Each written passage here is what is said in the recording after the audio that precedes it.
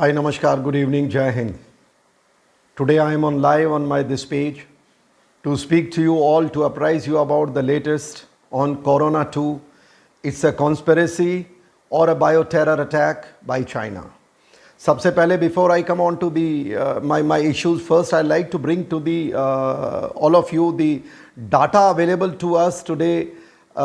Firstly, it must be clear that the China bioterror, the Corona 1 which started in 2019 continued 2020 के अंदर और 2021 में आते आते कोरोना 2 का उसने रूप ले लिया है। ये जो वायरस है ये वुहान के इंस्टीट्यूट ऑफ वायरोलॉजी के अंदर बनाया गया था, जिसकी अभी पुख्ता रिपोर्ट्स ऑस्ट्रेलिया में मीडिया में 2-4 दिन पहले आ चुकी हैं। नंबर 2, दुनिया के अंदर अभी तक इससे लेकर के करीब 16 करोड़ के आसपास लोग इससे प्रभावित हो चुके हैं और 33.5 लाख मौतें हो चुकी हैं दुनिया भर में। भारत के अंदर इसका आंकड़ा 2.5 लाख मौतें हो चुकी हैं और आजकल जिस प्रकार हर 24 घंटे में 4000 मौत एवरी डे हो रही हैं, जो बहुत गंभीर समस्या का रूप ले चुकी है। ये आंकड़ा है और इसके साथ साथ मैं आपको बताना चाहूँगा कि चीन एक ऐसा मात्र देश है दुनिया में जो इसका जन्मदाता है और उसने आज तक भी उसके जो इन्फेक्टेड केस हैं, जो प्रभावित हैं, वो 1 लाख का आंकड़ा भी नहीं छुआ है उसने। और उसकी जो मौतें हुई हैं वो भी 4636 हैं, नॉट इवन 5000 डेथ्स। तो अब ये सोचने की बात है कि जिस देश ने, जिसके इंस्टीट्यूट ऑफ वायरोलॉजी ने, जिसके इस पूरे तंत्र ने इस वायरस को पैदा किया, उस देश में इसका नहीं है। यहाँ के 2-4 चीज़ें निकल के आती हैं। 2 चीज़ें, पहली चीज़, या तो ऐसा है कि उसके अंदर इसका, जैसा अभी रिपोर्ट्स आ रही हैं कि ये कोरोना की जो 2019 के अंदर जून जुलाई के महीने में पूरे देश के अंदर इन्होंने वैक्सीन लगाए थे अपने नागरिकों को, और दिसंबर के महीने में फिर भी अगर कुछ नहीं लगाए थे तो by order they had vaccinated their whole nation. और यही कारण है कि चीन आज दुनिया भर में त्राईमाम मचा करके, पिछले वर्ष चीन का ग्रोथ रेट 200% पाया गया, जो पहले कभी नहीं हुआ चीन का, और पूरे दुनिया में इकोनॉमी बर्बाद हो गई। बट चीन का by 200 from 6.3% to it went to 18+। इस बैकग्राउंड, इस प्रल्यूड के साथ मैं एक चीज़ और बताना चाहूँगा कि आज जो कोरोना 1 की लड़ाई थी, कोरोना 2 की, दो जो ये हैं, ये दोनों अलग अलग किस्से हैं। कोरोना 1 एक ऐसी चीज़ थी जिसके अंदर चीन का, जहाँ तक मेरा मानना है, आज जो विशेषज्ञ हैं वो भी ऐसा मानते हैं कि चीन ने कोरोना 1 बनाया था दुनिया के अंदर सुपर पावर स्टेटस कायम करने के लिए और अपने दुश्मनों को 2 तरीके से, 2 हथियार से मारने के लिए। पहला, to destroy their economy, and secondly to destroy their health care system and create so many deaths that the people lose faith in their governance. और इन दोनों के अंदर चीन पूरी तरह से सफल रहा, मेरा मानना है, क्योंकि चीन ने अमेरिका जैसे देश, इटली जैसे देश, यूके जैसे देश, जर्मनी जैसे देश, साउथ अफ्रीका, इन सारे विकसित देशों की इकोनॉमी को डगमगा दिया और मौतें इतनी उसने कर दी थी कि पिछली बार उनको दफनाने के लिए जगह नहीं मिली थी, महीनों इंतजार करना पड़ता था। और तो और अमेरिका का 6 लाख मौतें हो चुकी हैं और आज भी वो उससे स्ट्रगल कर रहा है। तो ये कोरोना 1 के अंदर अगर चीन को किसी ने हराने में सक्षम था तो वो भारत था। अब आप पूछेंगे कि मैं ये कैसे कह रहा हूँ। देखिए, चीन ने भारत के अंदर, आपको पता है कि पिछले साल हमारे इतना इसका असर नहीं हुआ। इसके 2-3 मुख्य कारण थे। पहला कारण तो ये था कि जो बायो वायरस होता है, सरकारें और जब दुश्मन देश बनाते हैं, they are area specific, they are target specific, they are people specific. और जो एरिया स्पेसिफिक, यानी कि अगर एक वायरस अमेरिका ठंडे इलाके में प्रभाव डालेगा तो वो गर्म इलाके में उतना ही नहीं डाल सकता, और अगर एक वायरस गर्म इलाके के लिए बनाया तो वो ठंडे में नहीं। इस तरह की इसकी एक वायरस का एक नेचर होता है। तो और जब भारत के अंदर इसका असर कम देखने को मिला, पहला कारण तो चाइना से कोई भी डायरेक्ट फ्लाइट हमारे यहाँ नहीं आती थी, और जब तक ये दुनिया में फैलने लगा, भारत में लॉकडाउन, संपूर्ण लॉकडाउन कर दिया था मोदी जी ने पिछली बार, जिसके कारण नहीं फैला पाया। दूसरा, मिलिटरीली, इकोनॉमिकली वो हमारे को कमजोर करने का प्रयास किया, पर भारत की इकोनॉमी के अलग रीजंस हैं। भारत ने चाइना को ही इसके ऊपर धराशायी कर दिया, उसी के ऐप बैन कर दिए, उसी का सामान खरीदना बंद कर दिया, उसी के हमने ड्यूटीज एक्स्ट्रा कर दी, तो चीन हमसे हार गया ना। उसके बाद मिलिटरीली चीन ने क्या किया कि कोरोना वायरस से पहले वहां अपने सैनिकों का जमावड़ा हजारों की संख्या में कर लिया।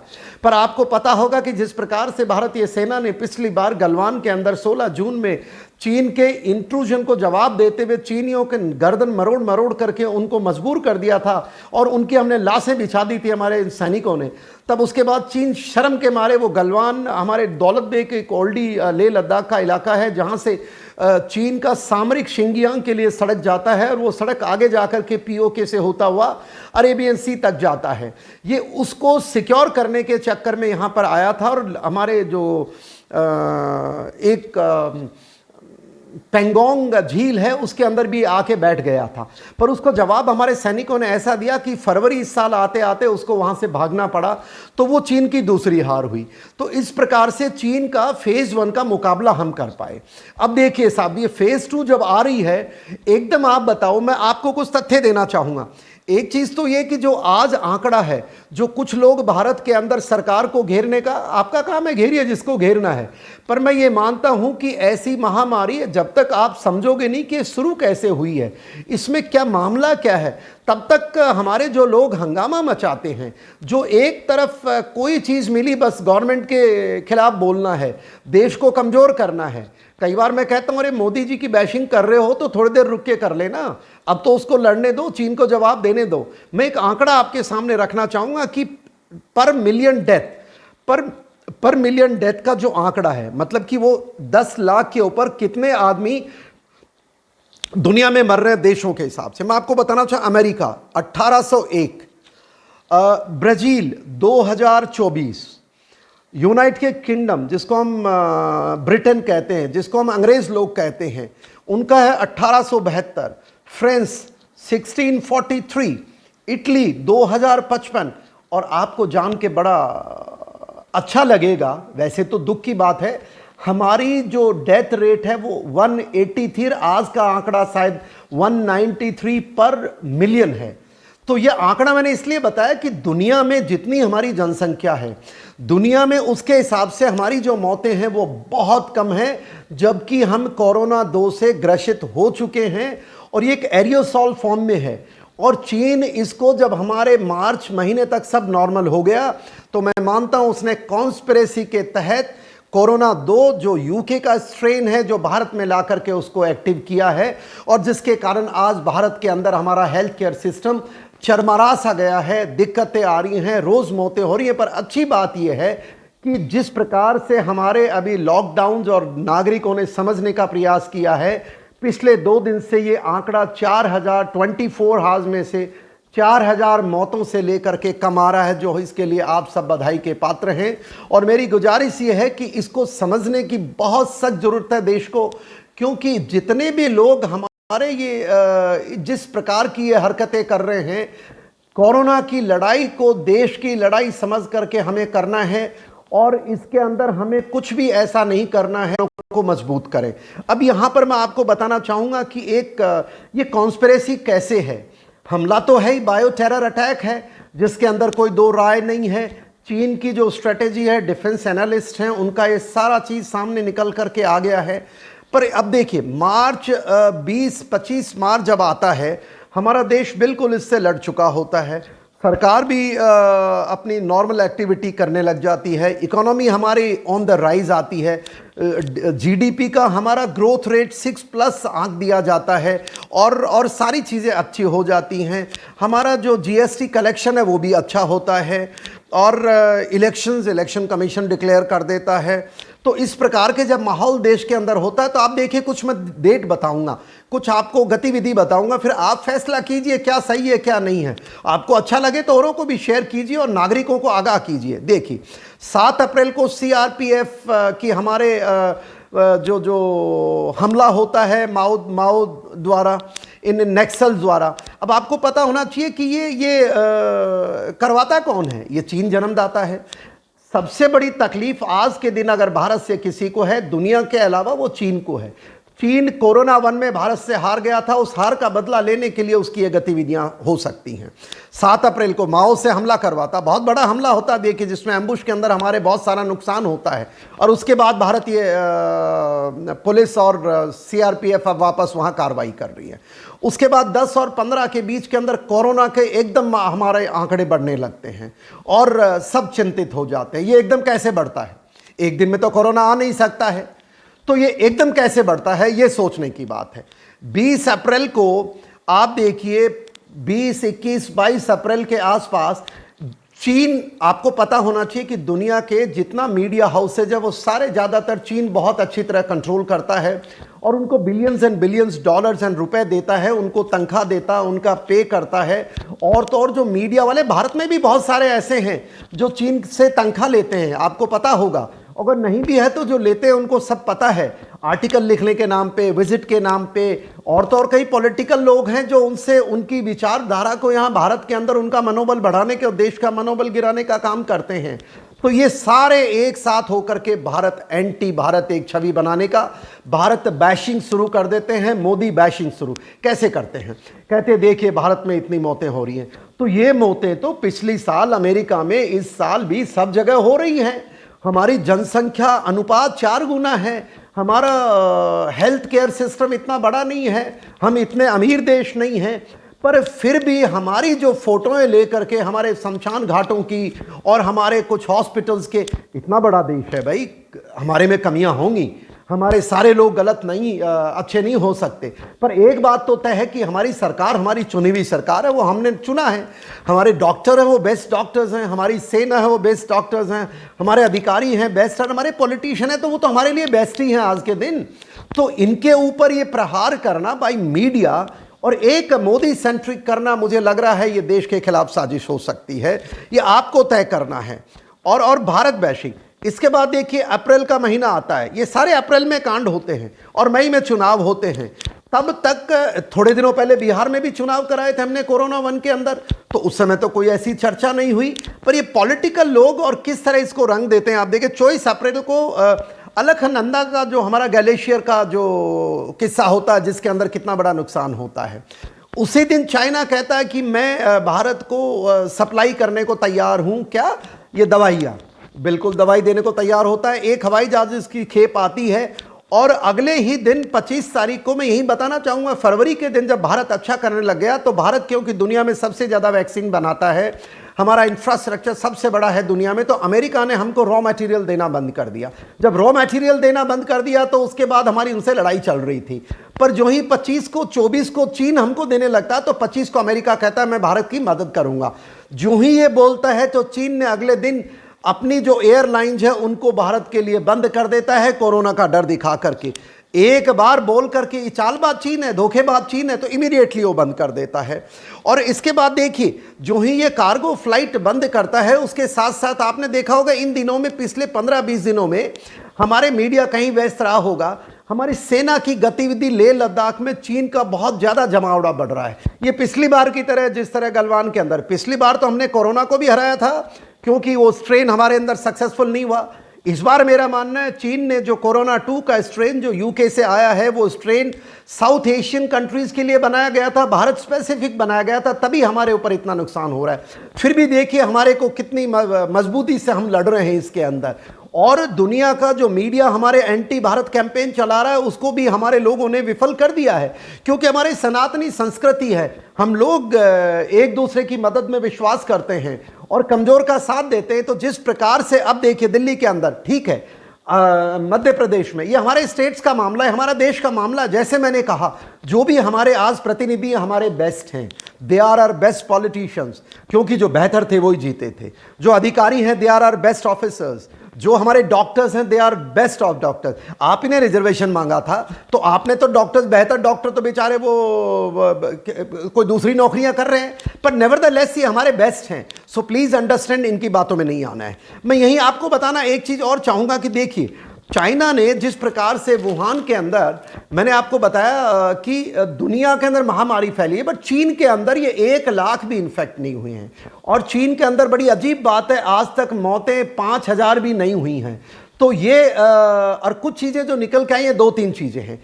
पहली चीज कि चीन ने ये 5 वर्ष पहले से कोरोना की तैयारी शुरू कर दी थी, दुनिया में जैविक हथियार से हमला करने का, जिसके अंदर इसने 2 फेज में किया है।